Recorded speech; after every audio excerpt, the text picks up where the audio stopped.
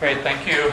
Thank you to Carol, and thanks everybody for coming. I hope this is loud enough for everybody. Okay. So yes, this is the new book. It's actually one of two books that I have coming out this month, and that's certainly not by design, because it was last November that I finished the follow-up to 100 Years, 100 Buildings, which is 100 Years, 100 Landscape Designs.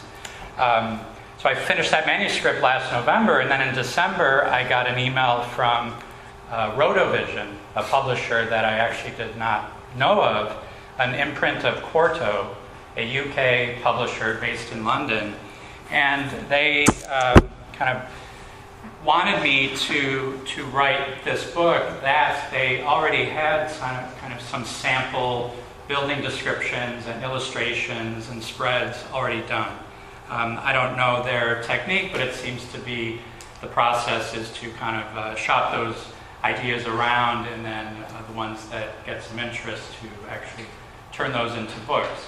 So it had somebody else's name on it. It actually had a name of somebody involved with the Council on Tall Buildings and Urban Habitat.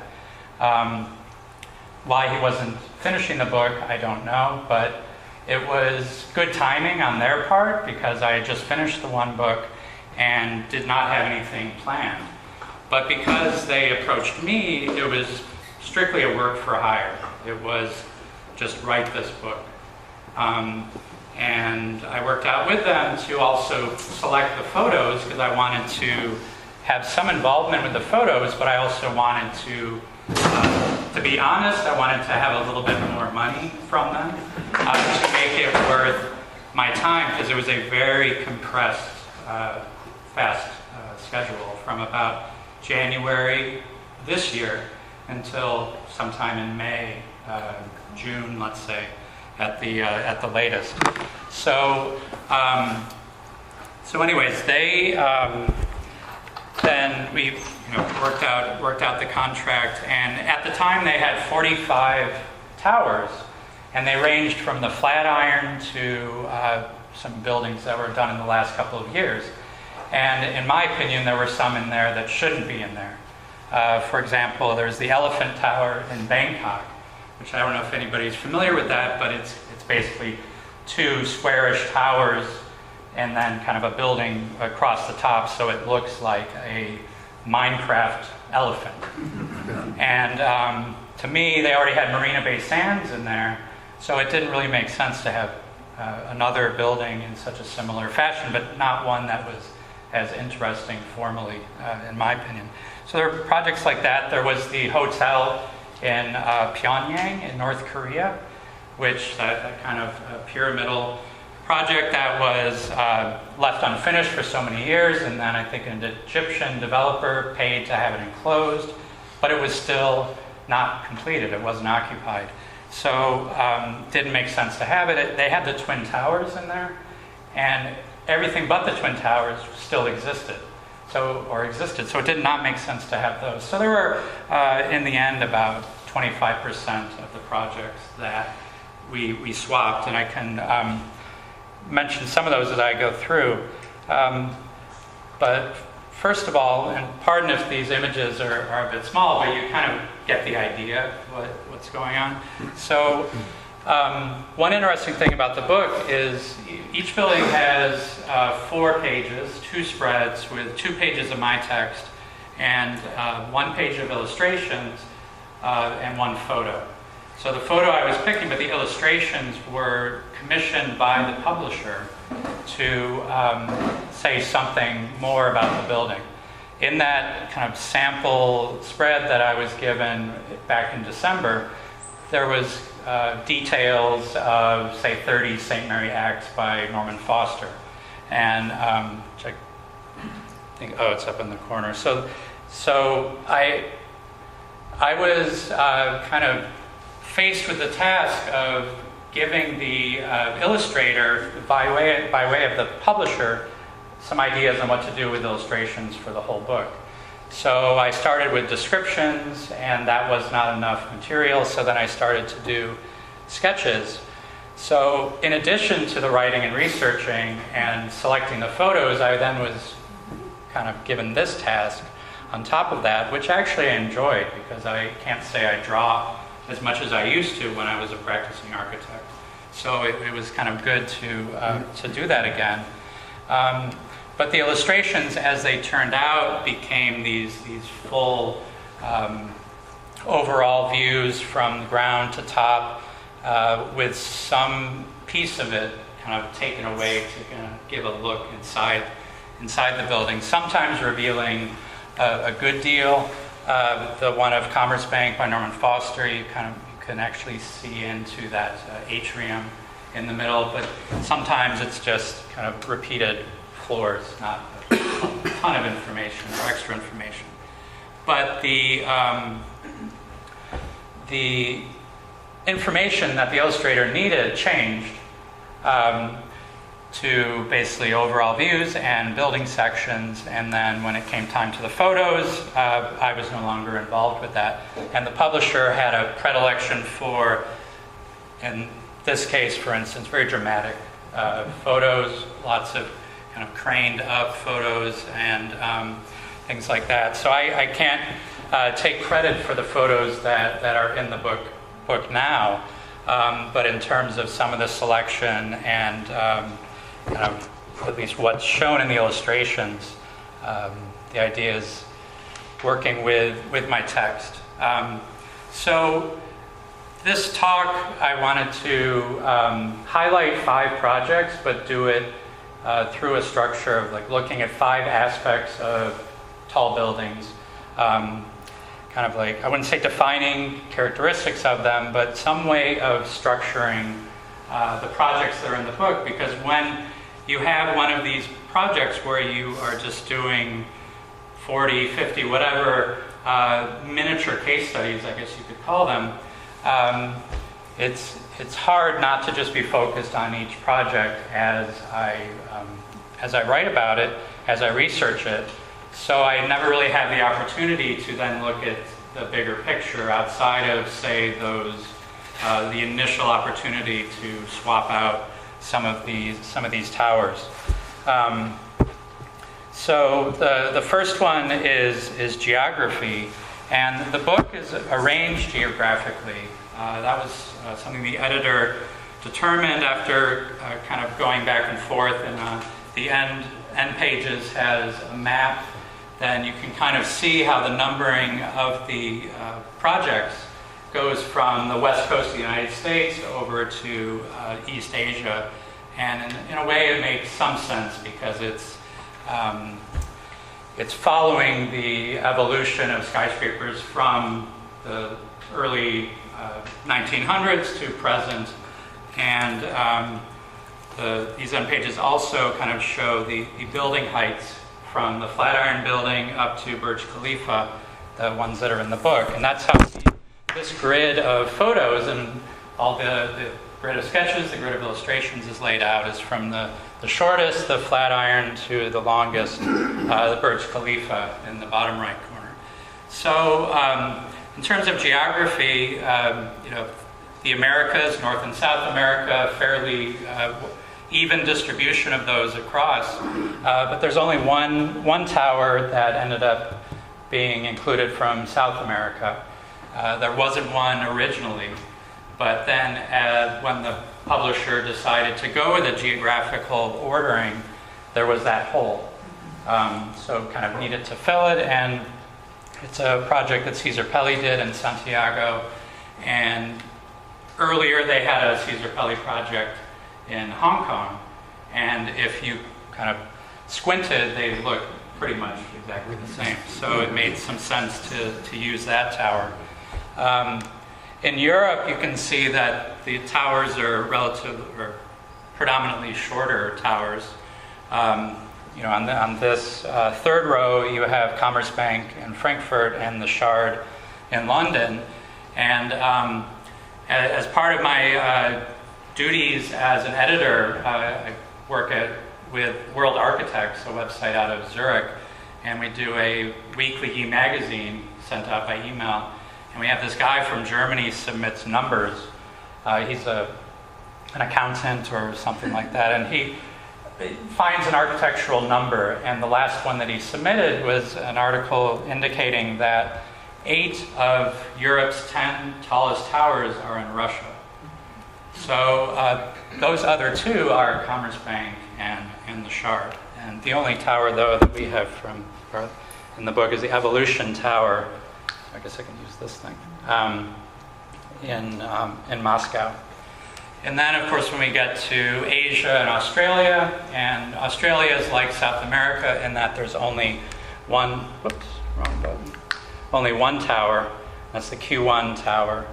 But so the rest of these are the Middle East and China, places where obviously the towers are taller and taller. So in terms of highlighting one,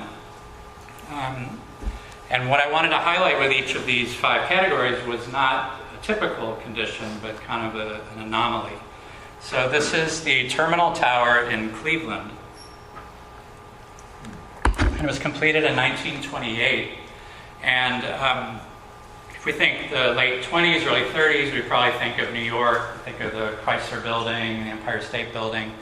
To a smaller degree, Chicago, because I think, as you wrote about, Chicago was not building very tall in those decades. So Cleveland doesn't necessarily jump out as a location to have a notable tall tower, but it's a project that was started by 2 brothers, the Swearingen, sorry. Oris and Mantis, because they were developing residential projects in the suburbs, and they had no way of getting commuters back and forth from the suburbs, from their residential developments into downtown. And you can kind of see the way that these tracks are converging right about there. And that's where they built the Terminal Tower, and they were able to do so because they couldn't use the tracks on the waterfront station. And Daniel Burnham actually had planned a new station on the waterfront. But they were able to vote on it, and the voters approved to build this kind of almost like a terminal city, because it was made up of 7 buildings on this one site, on this land that they owned by public square. So these 4 little squares are public square, and they own this land down here.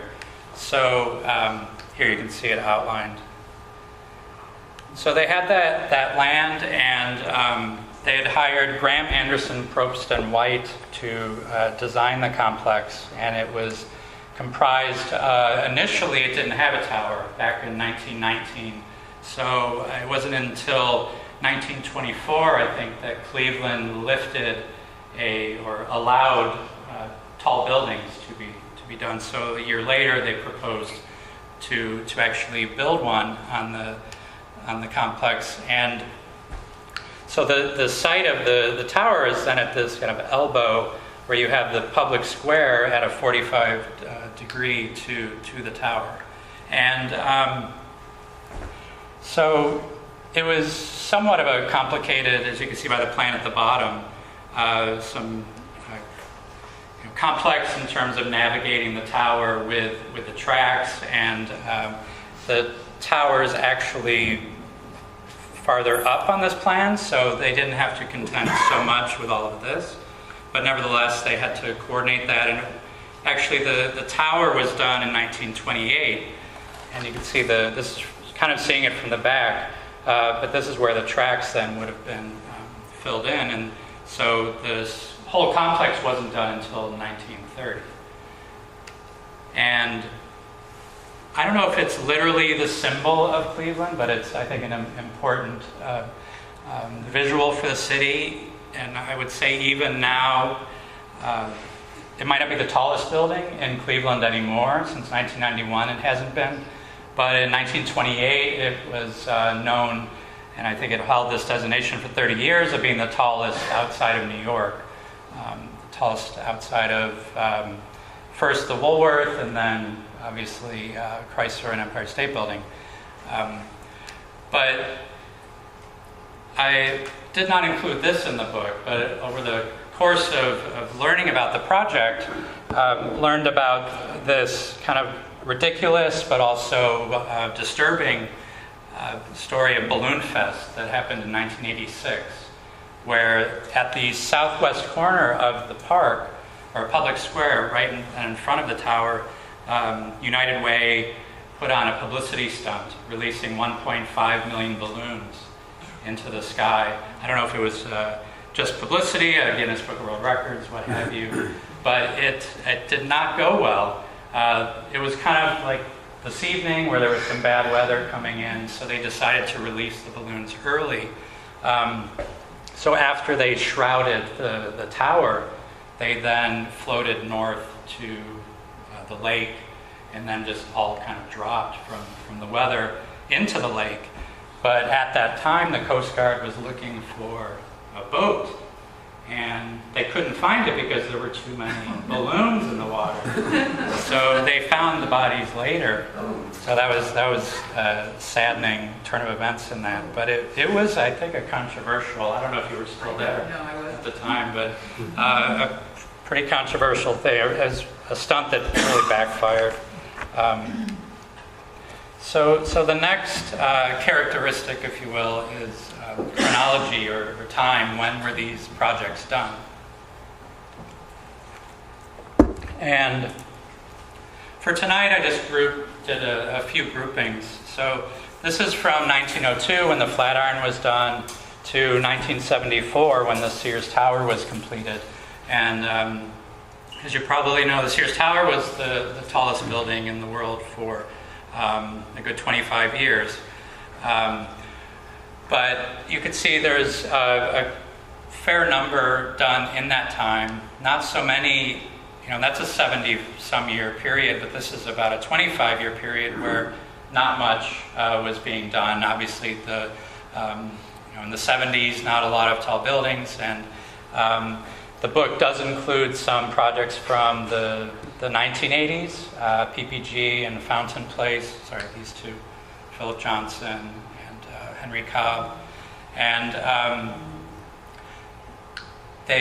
like I said, we took out the Twin Towers, but I did manage to get this, the Rainier Tower in Seattle, put into the book, so there was a Yamasaki project represented. But those projects. So 1975 to 2001, 2001 being the year of September 11th, which is a year when people quickly speculated maybe tall buildings don't have a future, but as you can see, they certainly did, and as well, mainly in these kind of taller rows.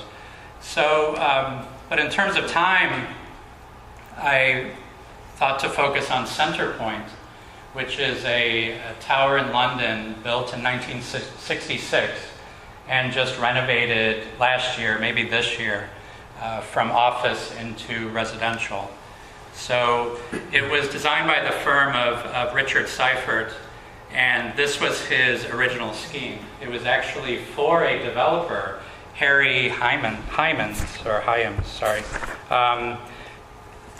and the city wanted to, or they felt the need to have a bus turnaround in this location in St. Giles.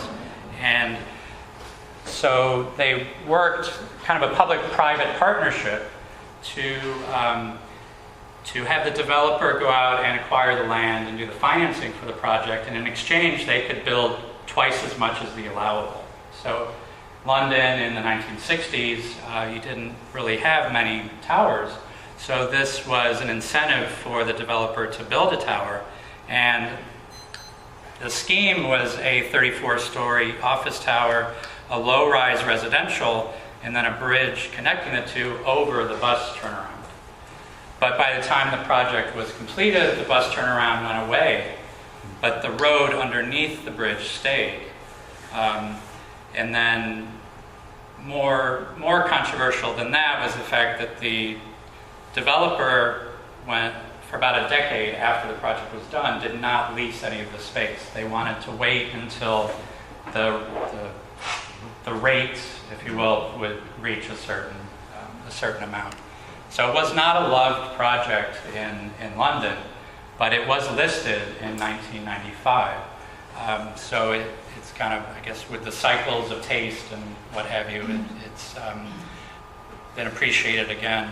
But it's a concrete building with precast load-bearing concrete facade. It's probably hard to see at this, at this resolution, but it's T-shaped or upside-down T-shaped panels that are just kind of stacked up the building. And this project was in there from the beginning, but there was another building by Seifert's firm. I can't remember the name of it right now, but one that I did not find at all interesting. But to me, this form recalls the Pirelli building, so we were ended up kind of putting that in the book. But anyways, with this one, it has a interesting structure that comes down on these 6 kind of pilotis, but slab-like with these angled sides. And can't really read this advertisement, but I've got it written down here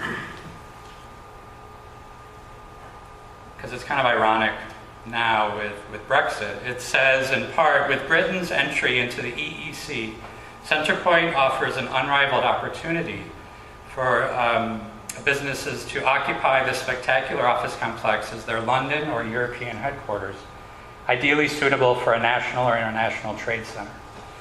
So, as I said already, the developer didn't even rent out the space to begin with, at least for a period of time. But then, this century,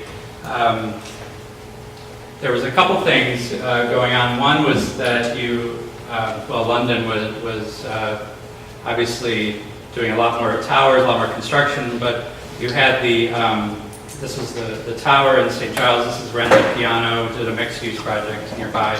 But you also have, and this C is the C for Centrepoint, you had the Crossrail being built. And so kind of a main intersection of Crossrail happens right underneath or right across the street from that building. So there was a push. It made sense to convert it to residential, and in part because this kind of slab-like plan is suitable for residential. One thing I kind of find unfortunate, though, is you have these corner windows, and but they're all stairs and elevators and service. So the residences they're large units, so they're flow through from one facade to the other, but they do not get to take advantage of the corner. So Rick Mather did the residential conversion of it, but basically preserving the tower as is, and I'm not sure to what extent they preserved or changed the residential portion. But one benefit of the project is that road cutting under the building is being pedestrianized into a plaza, which certainly I think makes sense as this area has been developed. So the next category is typology, which, not surprisingly, the majority of the buildings in this book are office buildings. And the next category, if you will, that I included is mixed use, which is great to some degree, like the John Hancock building in Chicago, but only to a smaller degree, such as Twisting Torso by Calatrava, which I think has only a couple floors, or maybe one of these boxes is office. But then there's these other, I'm calling them, because there's only 2 all residential towers in this book, and only one. So There's absolute towers, there's just residential, Q1 towers residential, only one hotel, one educational. I'm kind of amazed that there is an educational, all educational tower, the Cocoon Tower in Tokyo, but knowing that it's Tokyo, it makes a lot of sense. But the one that I was curious to focus on is the Canton Tower in Guangzhou in China. In part because I think the last time I was here, Carol was at least talking to me about one factor of tall buildings kind of being not use, but FAR, or so telecommunications towers are kind of a separate category. But the publisher had the BT Tower in London originally in this book, and I found it to be a very utilitarian project, not architectural, more engineering than architectural. So I swapped it out with this Canton Tower, and I was actually, it was funny, my daughter, who's in Girl Scouts, she's 9 years old, she had a Girl Scout event on, I don't know why, but on skyscrapers. And this was a page from the pamphlet she brought home, and it showed the Eiffel Tower, Chrysler Building, and then it says Tokyo Skytree. And she kept saying, I want to go to Tokyo, I want to go see that. And I said, well, we'll have to go to Guangzhou, because that's actually the Canton Tower. But it's here partly for that, and partly because you can see how they've illuminated the building, kind of making a spectacle of it. It's not something that was, I'm kind of surprised the publisher didn't go that route with the tower for the photograph. But it's a almost 2,000 foot tall building that is cut, it's not cut, I should say, this cut through the external structure shows these kind of floating volumes. And there's a few of them. There's one at the base that's right at grade, and then a couple more toward the middle where the tower tapers, and then a couple at the top. And here you can actually see a section where you've got the, say, at the base, there's a connection to the subway, there's a parking garage, there's a conference center, and as you go up, there's a 4D cinema, whatever that is. And there's telecommunications functions, obviously, for a broadcast tower. But a lot of these other things are more like entertainment, leisure, and just catering to tourists as well. So you have things like the cinema, a revolving restaurant, and a couple weird things. One is this thing called the Skywalk, which I don't know anybody who would do it, or at least would do it from the bottom to the top, because it's from 567 feet above grade to 1,096 feet above. So it's about a 500-foot height vertically. And it is these, I don't know if you could see it, there's these stairs attached to the concrete core. So the Skywalk is, I wouldn't call it a thrill ride, maybe thrilling if you're afraid of heights, but an endurance exercise maybe. But in this view, you do get a good look at the structure, which is it's made up of these smaller ring beams, large columns going kind of up diagonally, and then these other diagonal members creating a diagrid structure. And then at the top of the building, there's a, it's kind of a Ferris wheel. They have a name for it. I can't remember what it is right now, but so it has this Ferris wheel that goes kind of at an angle, and here you can see the view from inside one of those on a smoggy day. And you can't see it here, but this is the sky drop. So you would start down here, go up on rails, and then fall down once you got to the top at a height, again, of close to 2,000 feet. So yeah, in terms of typology, in terms of function, this is certainly an anomaly at least for one included in the book. In terms of structure, steel is obviously a common one, more, say, traditional, if you will, in terms of what skyscrapers have been structured with. Concrete, more and more you can see there's a good number of concrete along the bottom. And hybrid, in some cases it's just a matter of, say, concrete core. In this case, let's say this is Kingdom Center in Riyadh. It's concrete until you get to this oculus, and then it's all steel. The shard is stacked, it's steel, concrete, and then steel again. So there's various ways of, I think Bank of China from Leslie Robertson's book talk here last month, he talked a little about how that has a steel die-grid, but then it's, instead of doing these complicated nodes that are always an issue, it's just encased in concrete to make that easier. So in terms of structure, I just wanted to then highlight 014, which is a Jesse Reiser Umamoto project in Dubai. As you can see, a short tower, but one that I wanted to include and was able to include. And structurally, it's a kind of generally the idea is to take the concrete core, which will typically be resisting the lateral forces, and move that to the outside of the building. So they're creating a concrete exoskeleton, and then behind it, you can see where this chunk is peeled away, is just a window wall. And the concrete slab actually extends out beyond the window wall to support that exoskeleton. So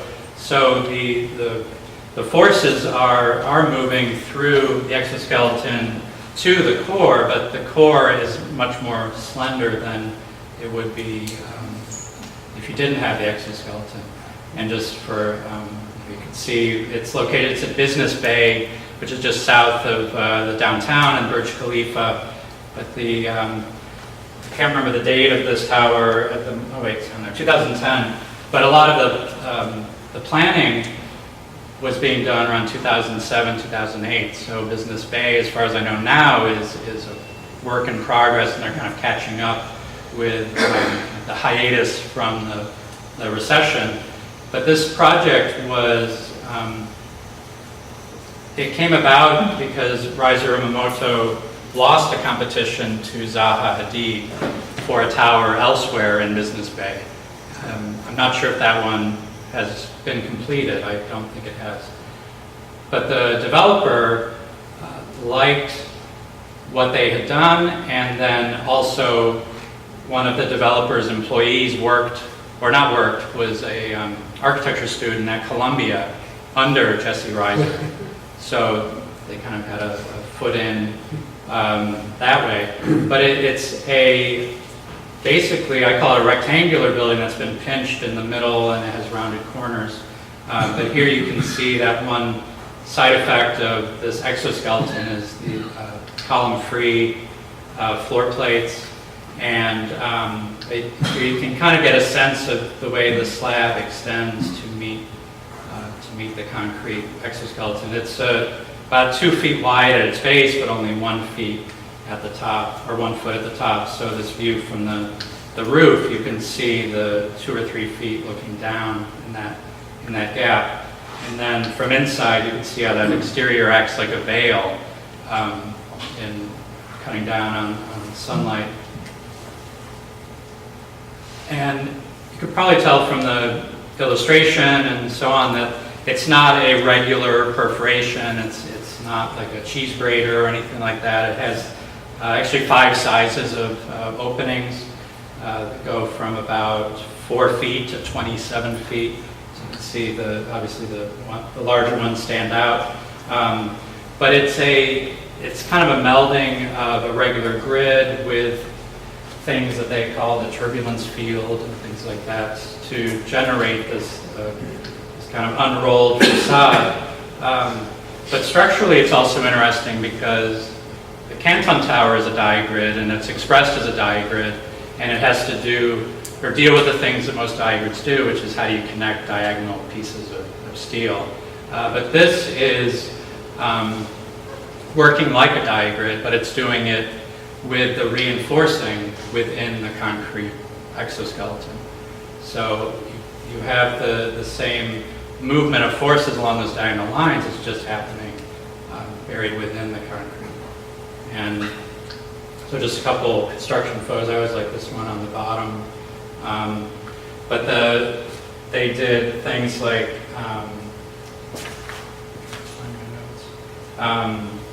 the formwork used things like a melamine laminate, and they used this concrete. They were trying to get it smooth and very seamless effect in the end. And the photos I've seen, I haven't been to Dubai to see this, but the photos I've seen, it does look that way.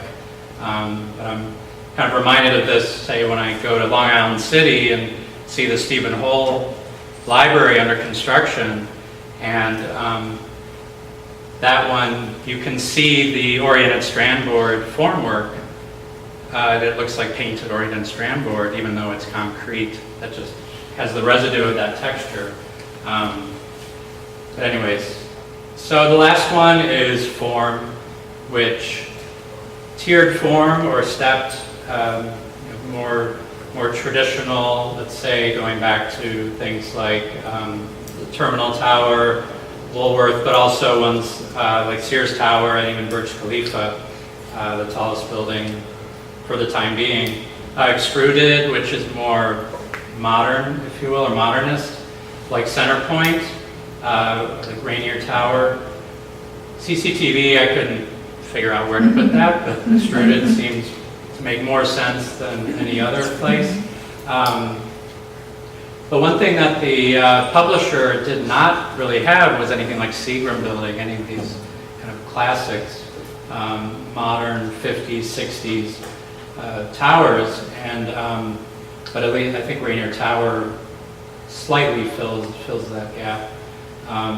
Tapered, which could be seen as a contemporary way of doing a stepped form, where you have a wider base and a narrow top, but one that's done more with concrete and also done with like high strength concrete, and also with more complex engineering analysis for and twisting, which started with Calatrava and was kind of a trend for a little while. I don't know if it's still going on, but at least ones like Shanghai Tower, to me it seems like the twisting is, it's not just a formal thing, it also is rooted in dissipating the wind around it, breaking up the wind, at least the way the slot twists around the building. So the last project I wanted to talk about, and this one again in terms of form, is the Burj Al Arab in Dubai, because it's a tower that its form was kind of a driver. It was designed to be an instant icon, and but it's built about 15 kilometers southwest of the center of Dubai, of where Burj Khalifa eventually was built. This tower was done in 1999. There wasn't much there. It was the Chicago Beach Hotel, which actually tore down to make way for this. But it's one of a few components. So you have the tower that's built on an artificial island out in the water. You have then a beach hotel, and you have a water park, and then a marina as well. So the architect, Atkins, was the firm that was hired to design, engineer, construction manage, but Tom Wright is the architect who was in charge. He's since started his own firm, but he had this thing called the icon test. So, and a lot of the images are taken from a PDF presentation that he has online. So the icon test was, can you draw something like pyramids, Eiffel Tower, Leaning Tower of Pisa, in 5 seconds, and people know what you're drawing. Although, like I said, I don't know. It's like a roller coaster. But anyway, so his is here. I don't know when he drew that, if it was much later or earlier, but he actually started by looking at the Grand Arch. And this is actually another project that was in the book initially, but could not really fit well with this format. So they took it out. But for him, he actually started with an arch, but then realized he didn't like that form as much as he liked the positive that was left over. So he went in that direction. This was the design, or the sketch that was okayed by the client, Jumeirah Group. But it includes a sailboat and a tent structure on the beach. And those were his 2 main reference points for creating this icon. And obviously was built, and you can see again how far it is from downtown. Actually, the island grew just a couple years ago. So it was a triangle or like a guitar pick shape, and now it's a bow tie. They added this huge pool piece at the back. But it's this ready-made icon, but it's one that has an interesting innards, because when you peel away one wing, it's a triangular kind of V-shaped plan with a concrete core at the back of the building, and then you have concrete slabs and shear walls, and then you have this steel exoskeleton and these steel trusses. But if you take away part of the one of the wing of hotels, there's an atrium that goes from bottom to the top. The building is 1,053 feet tall, but the highest occupied is about 700 feet. And it's this restaurant that's at the back of the building, and it's matched by a helipad at the front. But so anyways, you have this tall atrium at the center of this project, or at the center of the tower. But kind of this last slide is to show, it's kind of ironic that it's all about the form, creating a ready-made icon through the architecture of this hotel, but all the what makes the Burj Al Arab extraordinary, there's really only one piece of architecture. The rest is the 60 reception desks, the gold iPad that's in every suite. These are 2-story suites, $24,000 a night. I don't know if they're all that price or just the ones higher up. They go through 10 tons of chocolate every year. They have an 8-to-1 butler to suite ratio, things like that. But they've also got the view from the restaurant. They've got the atrium. They got these other things, but they don't seem to mention for whatever reason. Anyways, that's what I have. Just kind of a quick tour through what I did and some of these interesting projects in the book. So thank you.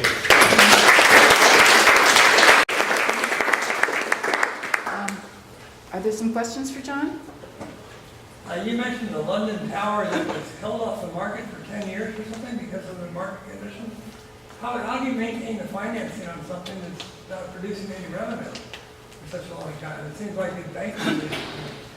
I'm not sure on the details on that. That was the case. It was something I came across multiple times in my research, so I knew it to be true. But yeah, I mean, considering that happened, some 50 years ago, it was.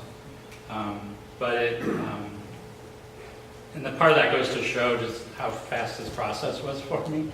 So I found some interesting tidbits, but then I didn't necessarily have the time to dig deeper into the whys. Was there any consideration for the tall luxury units that are built up on 57th Street As in something different from, I don't know if there's any like that anywhere else in the world. The slender towers. Yeah. I kind of wish that 432 Park Avenue got in there, but I can't remember why it didn't. It could be that in part UK publisher. There was a lot more London projects initially than stayed in there, and there was a fair number of New York ones as well. But the most recent, though, is One World Trade Center. A lot of the New York ones are Flatiron, Woolworth, Chrysler, Empire State Building. But 432 makes a lot of sense. When they built that land in Dubai and built that last building, how did they secure the foundation of that reclaimed island? That one they drilled piles down. I kind of describe it in the book, but they basically had to form the perimeter and then kind of fill it with sand to then drive these piles down deep into the seabed, and then with that create this kind of, I can't remember the name of the things on the outside. I should probably look in here. Oh, they use these shed units. These like the hollow blocks that dissipate the waves. But it's like a lot of towers, just kind of driving down far enough to be able to. This is related to the question about the City Point Tower in London, or whatever it was called. Center Point, excuse me. I'm just curious if you've run into any material about the land tax and how a land tax may encourage more urban development because it creates an incentive to develop the land because you're being taxed on the value of the land, not necessarily the building, which is determined by the area around you. And so in that case, the building was lying dormant, at least the property was lying dormant for a number of years. And as I said, I'm just curious if you have any material on the pros and cons of the land tax and how that may influence development. Read Henry George from the beginning of the 20th century. Okay. No, I'm sorry. I'm trying to reconcile the title, which I might go to Amazon and look for buildings on construction or structure, and what really is a typology of high-rise. You mean in terms of? It's not a how-to Right. book. Well, it had that name when they came to me. Get an architect. It had an engineer. this format, this kind of these couple chapters or building descriptions that were done that kind of gave me a template for what to continue doing. And it's kind of like how to design and engineer a skyscraper rather than how to build. But I think it was, they wanted something that's a general audience, some people that are interested. Certainly wouldn't be architects or engineers or contractors learning from this book, let's say. But it's more people just like tall buildings, like architecture, and want to get an idea of some projects. So you explained very well how you gave order to this found object of 46 buildings. What could you divine about their process, about how they got to their first group? My first inclination was with things like the Elephant Tower. And if you look around for the Elephant Tower, you find things like a CNN or some other website where it's like, here's 50 cool towers. So it seemed to be mining those sorts of lists. So they sent an intern on to doing research, or? Yeah, or even just a quick Google search. Yeah, but it, because I was maybe even expecting with the involvement of a person related to the Council on Tall Buildings and Urban Habitat, not like Anthony Wood or anybody like that, but somebody who has been involved. I think maybe there would be some logic in terms of these are the most important in terms of structure and so on, but it was not like that. It seemed to be more some eye candy, but some just notable projects that people know about, but also a lot that people don't. So. But I like to think that the ones that I put in there, like 014 and Canton Tower, things like that, I don't know, add a little something to it. I don't know. It's hard for me to say, but it's I'm just glad I was able to put some of my taste and some of my ideas for the selection into a selection, not just crank out 500 words or whatever it was for each tower. Anyone else? One more or two more? Do you think we'll see a similar book in 10, 20 years' time? Do you think architects that carry on being so interesting, or we hit a point where it's just glass shiny things? In terms of towers or any types? Of Yeah, buildings? towers. I don't know. I mean, I don't think they'll stop getting interesting, And I think in terms of engineering, there's so much going on that, putting me on the spot, I can't think of any specific examples. But I don't really see, in 20 years, I don't know if it'll be this kind of thing, but I'm kind of optimistic about architects and engineers working together, so I think that they'll keep doing really interesting work. The Canton Tower that you pointed out, looks like it wants to sway in the wind. Does it have a two-mass damper to slow it down? Yes, that one, and I think most of these the taller ones do, like 432 Park Avenue. Oh, that's got one too? Yeah. But I think, I'm not sure about Shanghai Tower, I think it's, yeah. Right. But it's fairly, seems to be more and more common now, especially as towers are, they're taller and used for things like residences where you don't want to throw your lunch, right? Yeah. What was that mechanism that they're implementing? Tune mass damper. I mean, the most overt one is, sorry, I don't know, quick way to do this.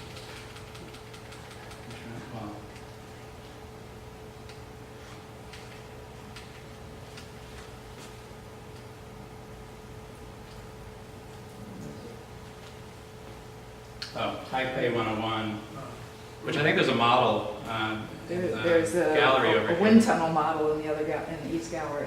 Yeah. And that one puts it on display. It's basically these steel or metal plates that create this giant orb. And if you look on YouTube, you can find what it does during a earthquake. But it's Or a typhoon in particular, yeah. I mean, it's a massive thing, but it's somehow, I don't know exactly how it works, but it's actually tuned to the frequency of the building, so that when you do have forces acting upon it, So it it's a counteracts them. gigantic weight that's computerized in order to move this mass in the opposite direction that the building is swaying at the same time, so it counteracts the sway. Anybody else? All right. Well, okay, one more? So it seems a little limited when it comes to skyscrapers, like the materials that are used. It's a couple of things. And is there anything new currently, or that you see in the future that's going to like increase the options, or just kind of change the way that they're structured or built, or anything like that? Probably better question for Carol than me, but I mean, in terms of the structure, I mean, it seems like the latest has just been advances in what concrete can do. High Getting these strength. high strength. High strength concrete, yeah. I mean, most skyscrapers everywhere else in the world, but New York, are built with concrete rather than with steel.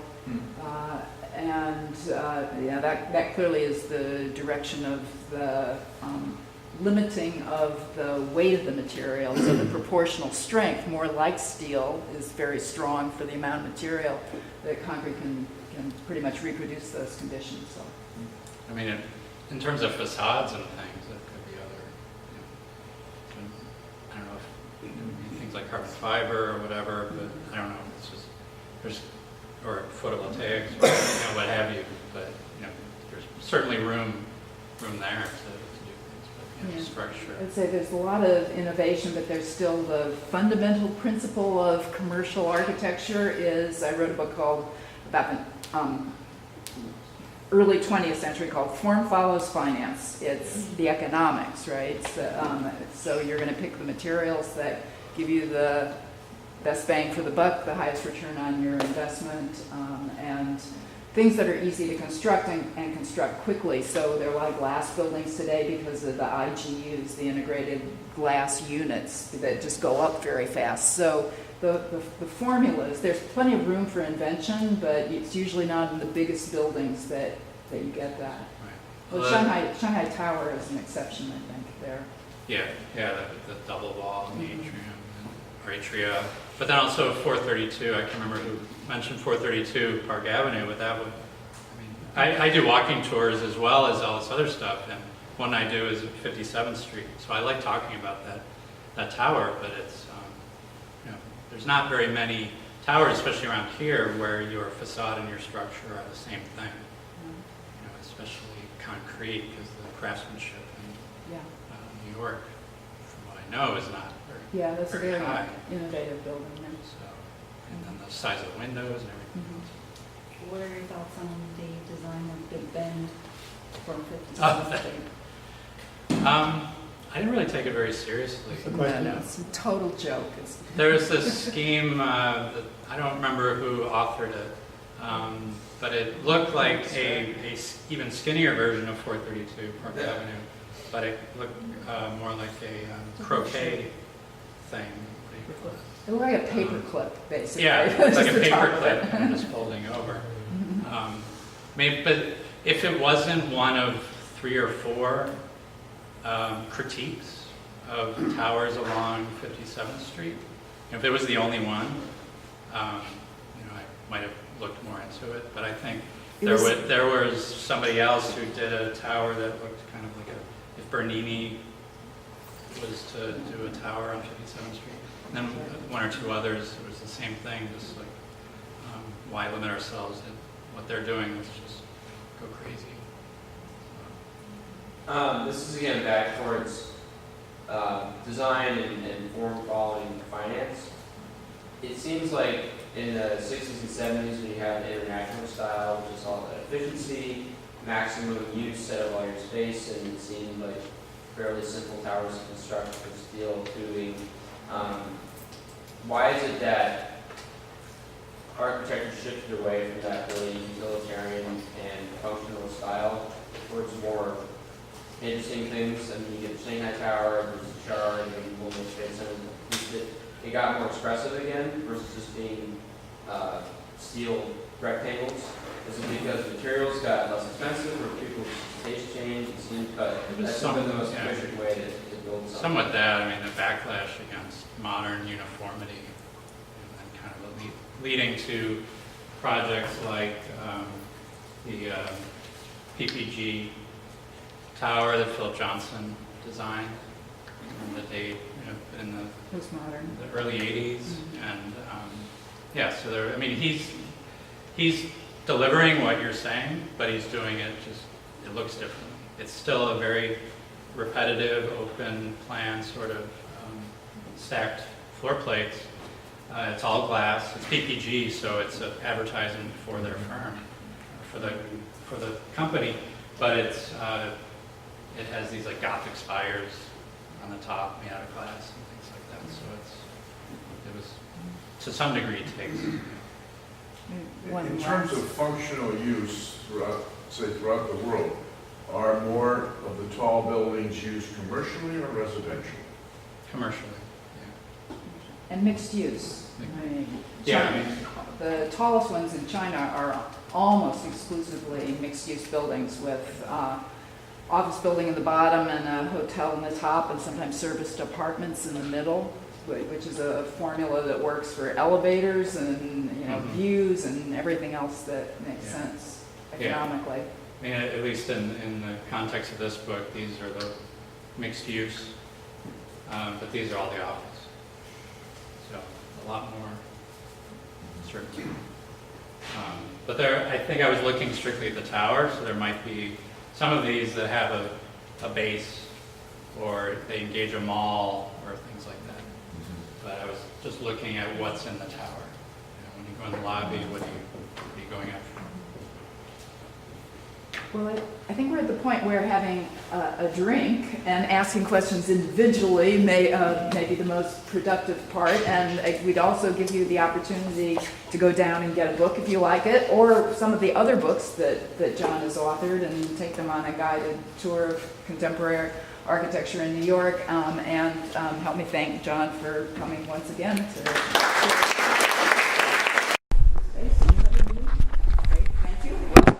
So I'm sure that means that you're big fans of John Hill and on Daily Dose, his blog. Is that how you found out about it? Yes? No? How did you find out about it? Your little survey at the beginning.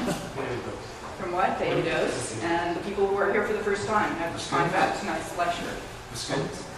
Ah, okay. So yeah, somebody sent that to me earlier today. Okay, good. We'll have to try to exploit that more. Well, what you know if you read that is that we, I know that every month we hold a book talk, but they're always free. Sometimes they are priority to members, so if you want to know about membership, there are slips at the front.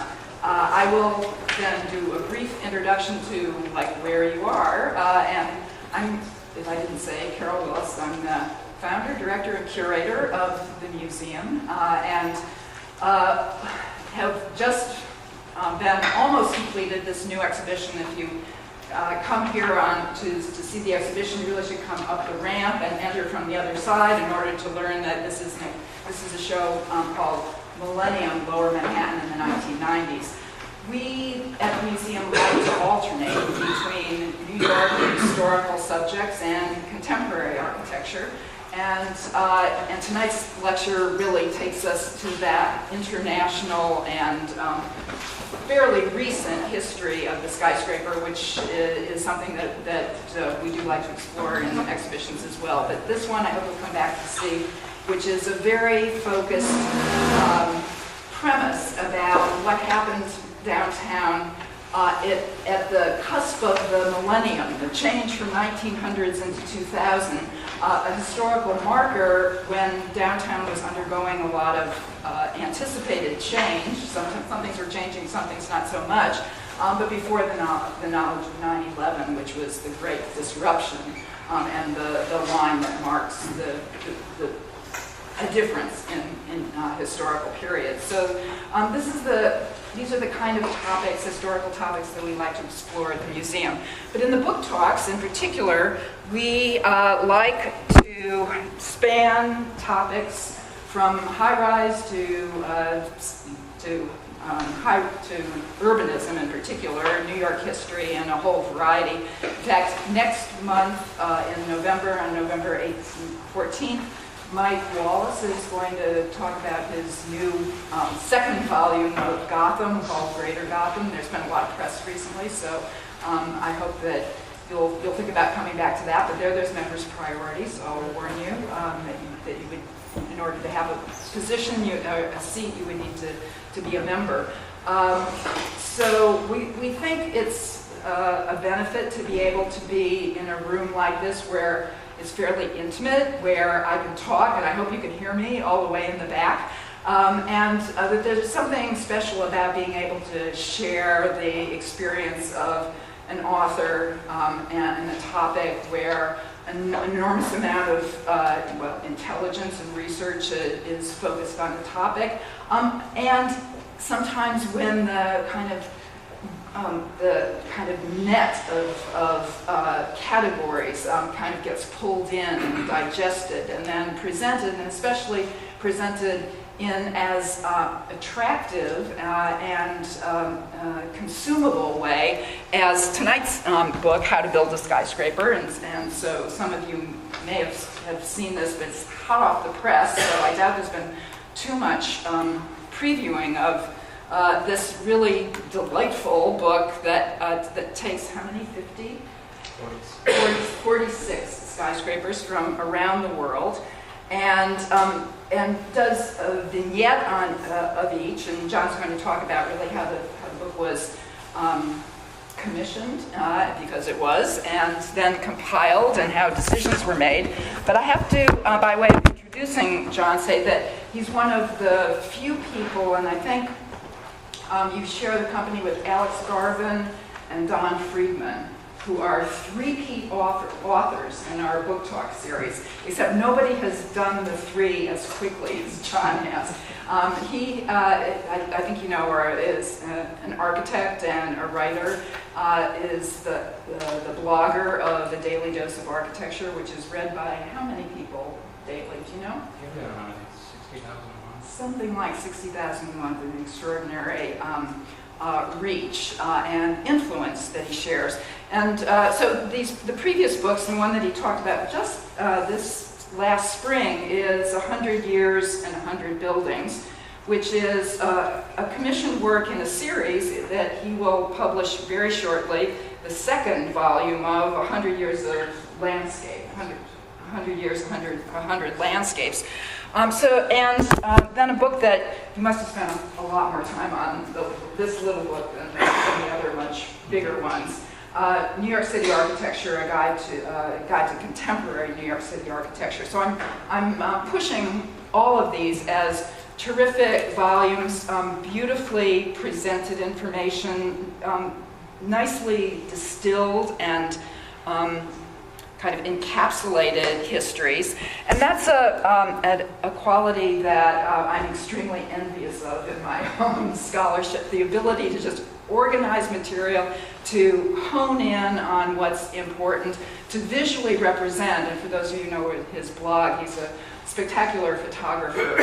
As per, I just checked where you were on the weekend of Open House New York when you went up to the Uptown Bronx campus, and I highly recommend that you look at the extraordinary photography that make you lament that you yourself didn't take that opportunity on that Saturday or Sunday in order to go up and see the campus. So he's got a great eye, an eye that he developed as an architect, in his training as an architect and a short practice, but he has now very successfully gone on to become a professional writer and a person who has figured out how to make a living out of the things that he loves to do, which are to look at buildings, to